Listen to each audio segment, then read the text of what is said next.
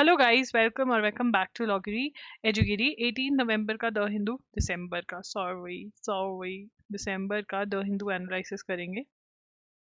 चलिए करते हैं। Two bills on simultaneous election rock parliament. तो दो बिल्स जो है साइमल्टेनियस इलेक्शन के लिए इंट्रोड्यूस किए गए in the parliament. Two bills लिखेंगे, two bills seeking to implement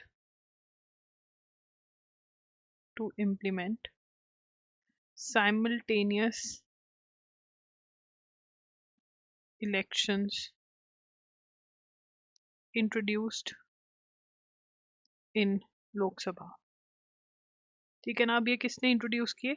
law minister of India ने, by law minister Arjun Ram Meghwal. ठीक है ना। आफ्टर इंटेंस डिबेट ये सब कुछ हुआ and it has been send bills जो है किसको भेज दिए? टू जॉइंट पार्लियामेंट्री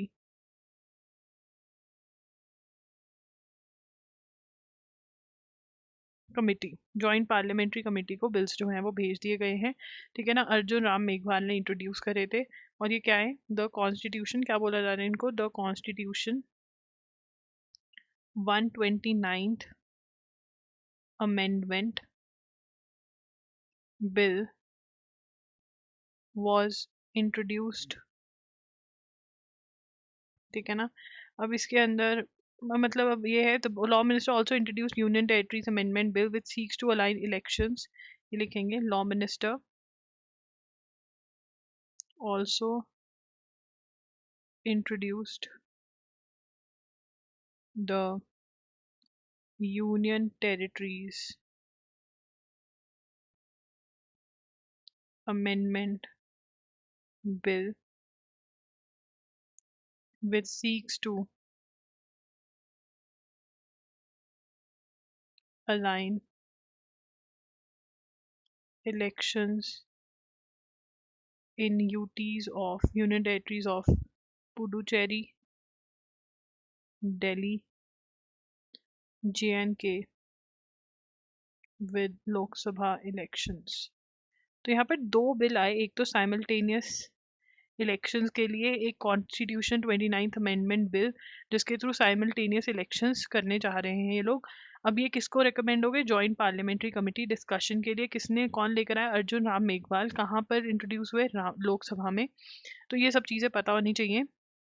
ऑपोजिशन क्या कह रही है कि फेडरल सिस्टम को खतरा है। फेडरल सिस्टम क्या होता है? What is federal system? Federal form of government भी कहते हैं जिसको, फेडरल फॉर्म ऑफ गवर्नमेंट भी कहते हैं जिसको। What is federal form of government? What is federal system? Federal form of government is when division of power takes place, division of power between centre and state. जब जो power है वो centre और state के बीच में बंटती है। ठीक है ना। जो डिवीजन ऑफ पावर्स है बिटवीन सेंटर एंड स्टेट, कुछ पावर स्टेट के पास है, स्टेट गवर्नमेंट के पास, कुछ सेंट्रल गवर्नमेंट के पास, that is known as federal form of government. There is another form of government that is unitary form of government. Unitary form of government, what is unitary form of government? when all the powers are with the whom? All the powers are with the, all the powers are with the central government. ठीक है। State government के पास powers ही नहीं होती, सभी powers central government के पास होते हैं। Then unitary form of government is there. Okay. उसके बाद Sri Lanka president Anura Kumara Dissanayake visit to India, also his first overseas trip. ठीक है ना। तो श्रीलंका प्रेसिडेंट विजिट्स इंडिया। ठीक है ना। अब यहाँ पे श्रीलंका के प्रेसिडेंट है कौन? अनुरा कुमारा। तो अनुरा कुमारा, कुमार, अरुणा, अनु, यहाँ पे बहुत लोगों का नाम होता है। दिसा नायके। ठीक है। उसके बाद फर्स्ट ओवरसीज ट्रिप, पहली कंट्री जो विजिट करी वो इंडिया है, जिसके मतलब उन्होंने ट्रेडिशन को कंटिन्यू रखा। इंडिया के साथ वो अच्छे रिलेशन रखना चाहते हैं। क्या बोले? Gave assurance that Sri Lanka will not permit its territory to be used in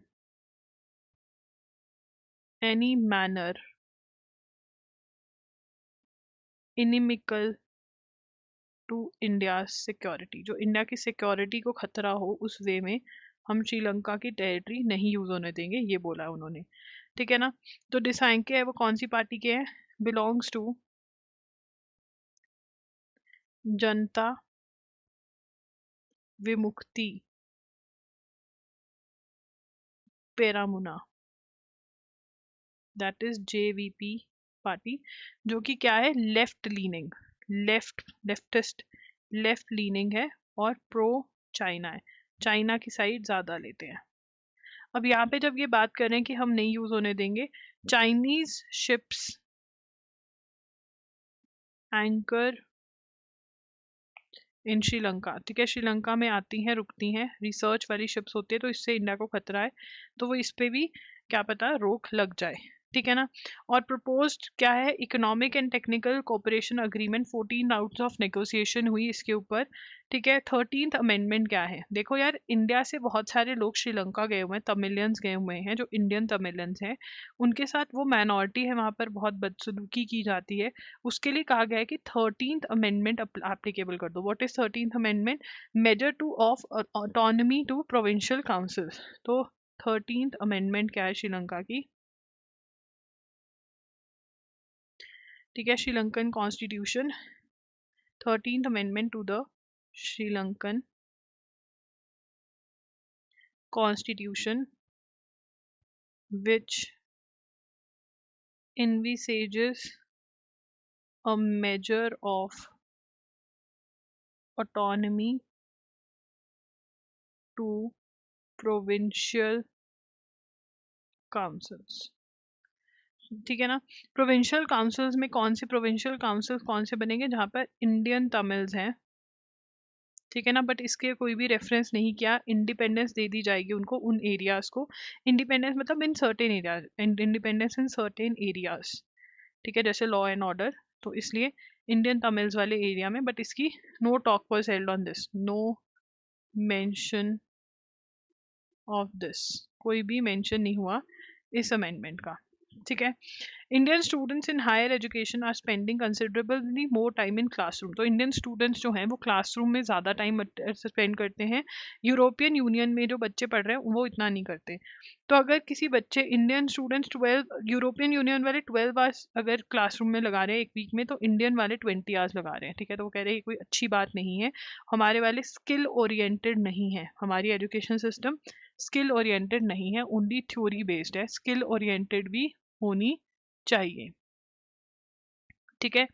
उसके बाद universal health coverage means that all people have access to, ये लिख लेंगे। यूनिवर्सल हेल्थ कवरेज क्या है? Universal health coverage, that is UHC, means that all people, means that all people have access to full range of quality health services, कि सबके पास, सबको quality health services जो हैं वो अवेलेबल हो हर किसी को, चाहे वो अमीर है चाहे वो गरीब है। ठीक है ना। तो यूनिवर्सल हेल्थ सर्विसेज का मतलब ये होता है, UHC की फुल फॉर्म भी आपसे पूछी जा सकती है, इसका मीनिंग भी पूछा जा सकता है, दोनों लिख लिए हैं हमने। उसके बाद over 25% of world's debt, bilateral external debt was owed to, लोगों को ओवर, ये लिख लेंगे over 25% of world's bilateral external debt was owed to China by the end of 2023, making the country leading debt collector। Leading debt collector है वो कौन? China. मतलब सबसे ज़्यादा इसको ही पैसे देने हैं.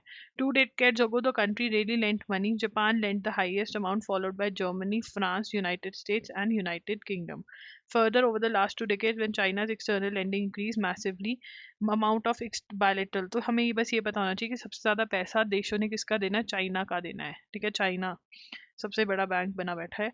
The debate on minority rights. Minority कौन होते हैं, जो जैसे Hindus are majority in India, minority कौन है, Sikh community, Christian community, Muslims. तो माइनॉरिटी राइट्स के बारे में बात कर रहे हैं.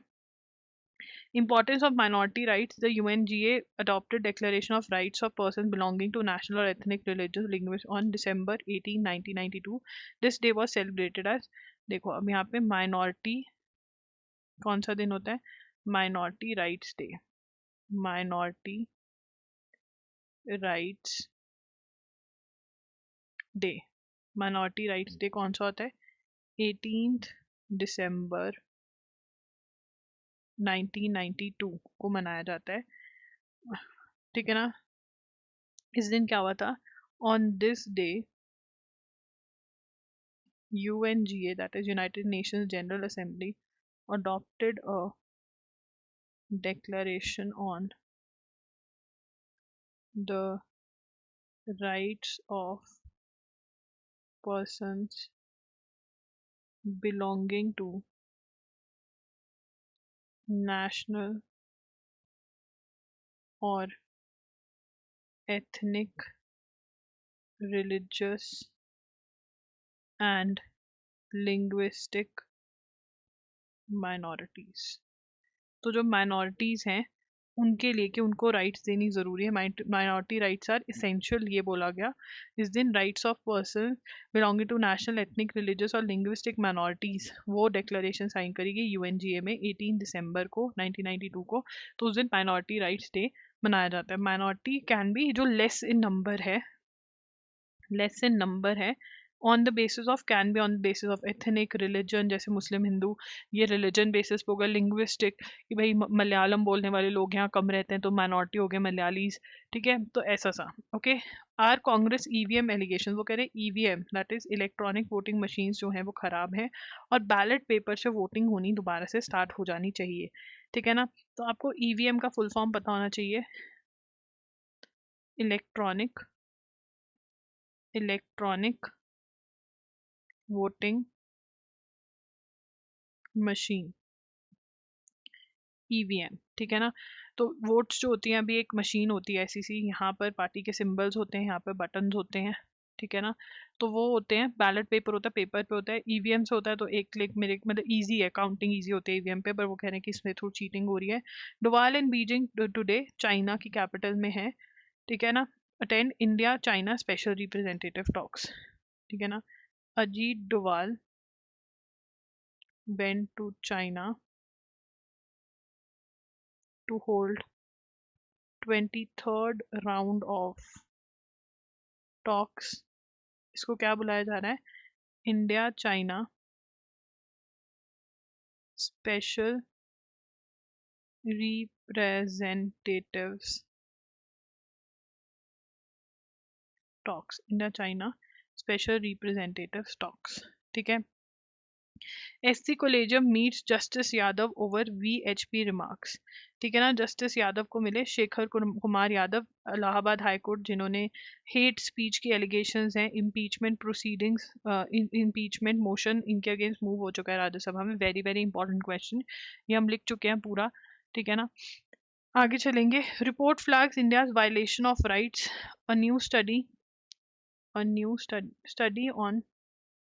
a new study on condition of Rohingyas, refugee detainees in India, conducted by Azadi Project. Report flags लिखेंगे, report flags India's violation of rights of Rohingya detainees. अब रोहिंग्या कौन है, Rohingya Muslims from Myanmar, Muslims from Myanmar. और वहाँ पे इनके against इनको मारा जाता है, दे आर किल्ड। बुद्धिस्ट जो हैं वो मेजॉरिटी में है म्यांमार में, तो ये भागकर इंडिया आ गया। वो कह रहे हैं इंडिया के अंदर भी इनके साथ वायलेशन हो रही है। ये किसने बोला है? आज़ादी प्रोजेक्ट ने। आज़ादी प्रोजेक्ट की report, a US registered NGO and Refugees International, an American NGO, has flagged gross violations of constitutional and human rights and a failure by India to adhere to its commitments to international human rights treaties। ठीक है ना, gross violation हुई है किसकी? Constitutional और human rights की, ये बोल रहे हैं रोहिंग्यास के अगेंस्ट जो इंडिया में रह रहे हैं। ठीक है ना, इंडिया में वो कह रहे हैं 22,500 रजिस्टर्ड रोहिंग्याज हैं और अनरजिस्टर्ड बहुत सारे हैं। ठीक है ना, ये पहले भी न्यूज़ में आ चुका है, there are a lot of unregistered Rohingyas also. Registered किसके साथ होते हैं? United Nations High Commissioner for refugees, ये इसकी फुल फॉर्म आ सकती है एग्जाम में, दिस इज अ PYQ, ये सबसे ज़्यादा इंपॉर्टेंट है। ये वाले जो प्रोजेक्ट्स, ये जो NGOs के नेम हैं, ये इंपॉर्टेंट है। और क्या कहा है? ये इंपॉर्टेंट है। रोहिंग्यास कहाँ से हैं? म्यांमार से हैं, मुस्लिम्स फ्रॉम म्यांमार। उसके बाद sports minister sports fit India movement by cycling, union sports minister supports fit India cycling drive at Fit India cycling drive. About 500 cyclists joined. They cycled from National Stadium to Raisina Hills and back on 3 kilometers. So cycling gives a big boost. The launch was spread over 1,000 locations across the country as part of Fit India movement, done in Fit India movement is done in collaboration with Cycling Federation of India, CFI, My Bharat, and various other some prominent people. This is a major step. तो fit India cycling drive हुई, 1,000 launch was spread across, launch was spread across 1,000 locations through the country। ठीक है ना, 1,000 location through the country it was spread, fit India cycling. उसके बाद if the aviation sector were a country it would, अब यहाँ पे बताया जा रहा है जितने भी बच्चे NL-SAT के लिए अपियर हो रहे हैं या इवन AIAT 2026 के लिए अपियर हो रहे हैं, this can be a point for climate change, कि जो प्राइवेट एविएशन सेक्टर है वो बहुत ज़्यादा gas emit, green house gases emit कर रहा है। ठीक है ना, तो ये नोट कर सकते हैं। उसके बाद प्राइवेट सेक्टर मतलब जो ये प्राइवेट जेट्स जाते हैं ना, उनकी बात करें। FIFA best awards,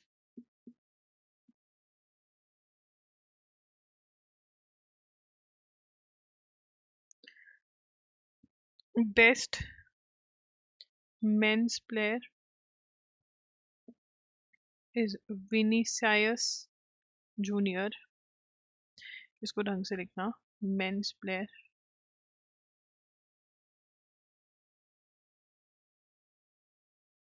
Winnie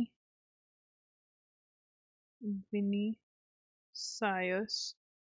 junior, men's player.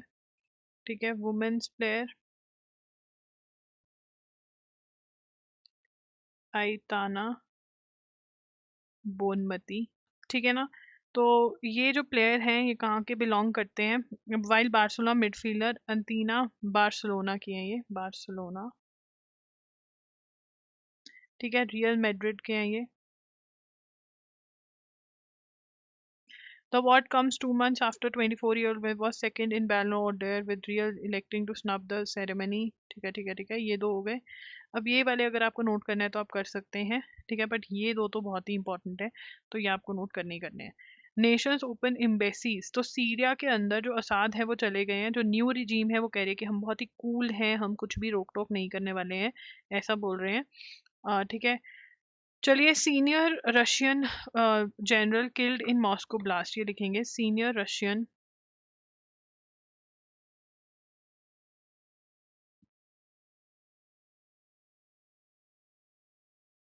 Senior senior Russian general was killed by a bomb hidden in a scooter outside his apartment। तो senior Russian general was killed by a bomb hidden in scooter outside his apartment, ठीक है ना। अब ये नाम क्या है इनका? लेफ्टिनेंट जनरल आइगोर किरिलोव, ठीक है ना। Chief of militaries nuclear biological and chemical protection forces, ठीक है ना। Chief of militaries nuclear biological and chemical protection forces, he has been killed by, it is said, killed by Ukraine's security service, जिसको SBU भी बोला जाता है, ठीक है ना। तो ये हुआ है, दिस इज इम्पोर्टेंट। उसके बाद अर्थक्वेक आया 7 point powerful 7.3 magnitude earthquake struck coast of Vanuatu, ठीक है, 7.3 मैग्नीट्यूड का। US announces curbs on 20 Russian ships part of shadow fleet। UK government announce sanction on 20 Russian ships shadow fleet carrying Russian oil. Shadow ships किसको बुला रहे हैं? जो Russian oil carry कर रही है, जो कि ये नहीं चाहते कैरी करें, या एक पूरे लिमिट के ऊपर ये नहीं अलाउ कर रहे बेचने को रशिया को ऑयल, ठीक है ना, क्योंकि यूक्रेन वॉर में वो हेल्प करेंगे, ठीक है। उसके बाद Taiwanese laptop maker Taiwanese laptop maker MSI announced commencement of its manufacturing operations, announced commencement of manufacturing operations in India, first facility in Chennai। पहली फैसिलिटी कहाँ पर हो रही है? चेन्नई में, ठीक है। Make in India MSI will locally made version of laptops to enhance accessibility of products, ये सब including more laptop brands, okay। Committee recommends statutory MSP, तो यहाँ पर standing committee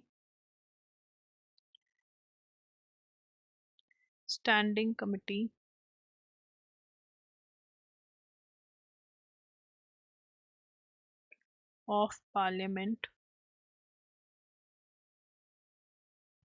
on Agriculture, कौन हेड कर रहा है? Headed by Charanjit Singh Channi, has recommended legally guaranteed minimum support price, that is MSP for crops. ठीक है, अब यहाँ पे क्वेश्चन क्या आ सकता है कि standing committee of parliament on agriculture कौन हेड कर रहा था?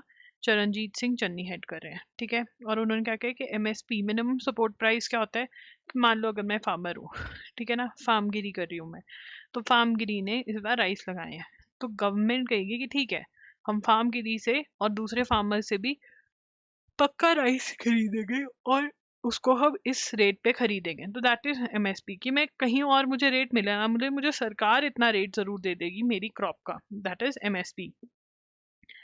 Panel led by x ISRO chief advises restructuring of NTA. ठीक है ना, high level committee of experts headed by former chairman of ISRO के राधाकृष्णन, क्या रेकमेंड किया उन्होंने? Has recommended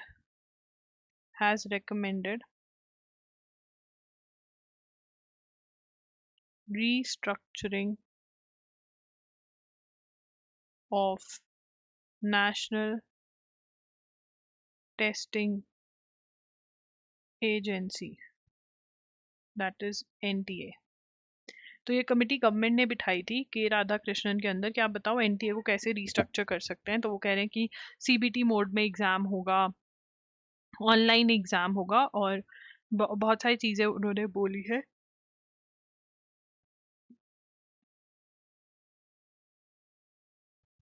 Sorry guys, I know I'm yawning in the class, which should not be the thing, but I'm so tired that I'm not able to speak also मेरा, but हमने इतनी miss कर दिया classes, मैं छुट्टी नहीं ले सकती हूँ अब सोने के लिए, तो इसलिए क्लास हो रही है। DG exam panel has recommended the concept of, इसको हम पढ़ेंगे पूरा क्योंकि इसमें से आ सकता है क्वेश्चन। ठीक है, about the report submitted to education minister. ठीक है ना, तो report has been submitted to लिखेंगे 2 point, report has been submitted to education minister। ठीक है, the 7-member panel was appointed in June on complaints of CUET UG paper leak। ठीक है, 7-member committee was appointed in June 2024 on complaint of CUET UG paper leak. तो उन्होंने कहा कि हम क्या करेंगे, हम डीजी एग्जाम करके कुछ बनाएंगे। क्या बनाएंगे हम? DG exam. Panel has recommended, तो ये 3rd पॉइंट होगा, पैनल हैज रिकमेंडेड, क्या रिकमेंड किया है? DG exam, concept of DG exam, that is on lines of DG Yatra to make examination process foolproof।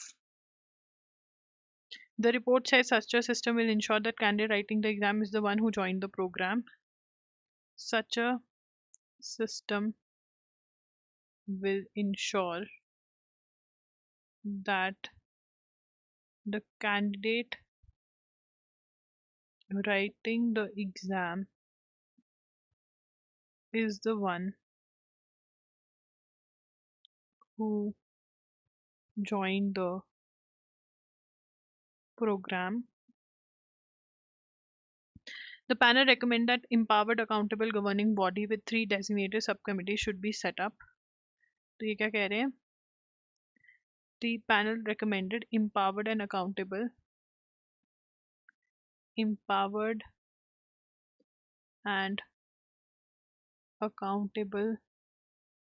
governing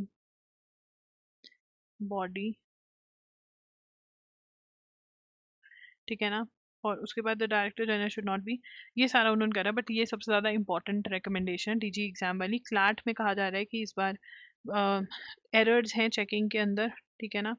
तो इसके अंदर CNLU के जो Gujarat national law university and vice president CNLU governing body said extreme care is always taken to avoid mistakes in law, the questions and the answer options in the paper are interpreted differently by different people. ऐसा नहीं है, बहुत सारे बच्चों ने complain करी है कि जो अगर मतलब ऑप्शन ए करेक्ट है, जो कंसोर्टियम कह रहा है हमने ए ही मार्क करा है, फिर भी हमको मार्क्स नहीं दिए गए हैं, ये वाली चीज़ तो गलत ही है। There are lot of students who have said this. अगर ये हुआ है सच में तो बहुत ही गलत है। क्लैट जैसा एग्जाम जिसके लिए बच्चे इतनी मेहनत करते हैं, कोई भी एग्जाम, चाहे एक एग्जाम ना 10 बच्चे ही दे रहे हो, अगर एग्जाम में कुछ गलत हो रहा है दैट इज नॉट राइट। और सुप्रीम कोर्ट ने कह दिया कि हाई कोर्ट जाओ कि डिले हो रहा है रिजल्ट में। Again not really agree very with all due respect to the जजेस। आई थिंक कि अगर किसी एग्जाम में कुछ गलत हुआ है तो सुप्रीम कोर्ट के पास अगर गए हैं तो this is violation of fundamental right and writ बनती है वहाँ पर। तो क्या हुआ, रिजल्ट ठीक होना चाहिए, डिलेड हो गया तो क्या हुआ। वैसे ही क्लैट बहुत जल्दी हो रहा है, तो अगर डिले भी हो जाएगा ना एडमिशन में तो इतना कुछ डिले नहीं होगा। जो हुआ है अगर गलत तो उसके ऊपर एक्शन लेना चाहिए। That is my personal opinion. What is your opinion?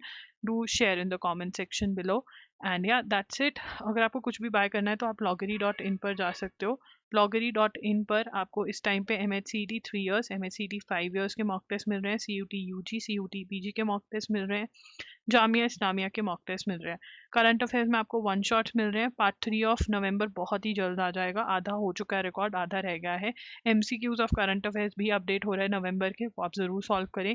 दिसंबर का भी सब कुछ जल्द आ जाएगा तो वो आप देख सकते हैं। एंड ऑब्वियसली अगर PI के लिए बच्चों ने ज्वाइन कर ली है क्लास तो कमेंट करके मुझे बता देना। Bye bye, take care.